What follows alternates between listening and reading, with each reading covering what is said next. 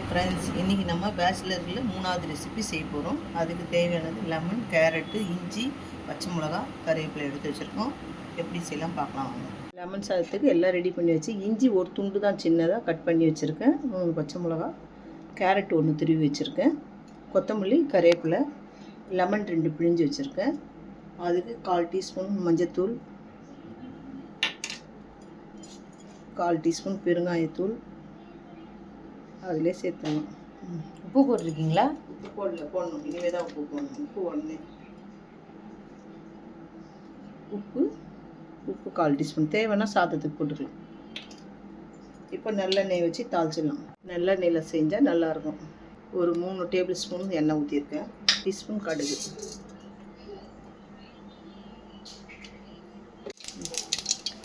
1 teaspoon உளுந்து,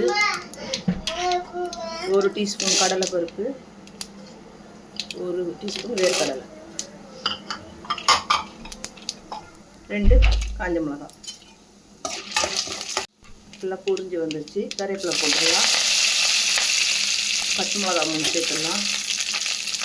இஞ்சி துண்டு. இப்போ நம்ம ரெடி பண்ணி வச்சது லெமன் ஊற்றிடலாம். இது கொதிக்க விடக்கூடாது. ஆஃப் பண்ணிடலாம் ஸ்டவ்வை. லாஸ்ட்டு ஆஃப் பண்ணும்போது ஒரு புதினா இது கொஞ்சம் போட்டுக்கலாம். கேரட்டு துருவி வச்சுருக்கோம்ல அது எல்லாம் மிஸ் ஆகிடுச்சு.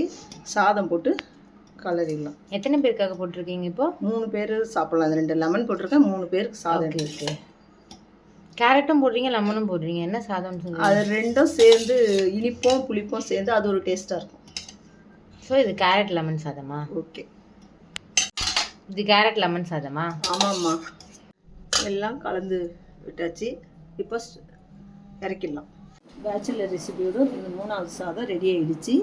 லெமன் கேரட் சாதம் ரெடி ஆகிடுச்சு. நீங்களும் ஊரில் ட்ரை பண்ணி பாருங்கள். உங்களுக்கு இந்த புதுசாக பார்க்குறவங்க இந்த வீடியோவுக்கு லைக் பண்ணுங்கள், பெல் ப்ரெஸ் பண்ணுங்கள்.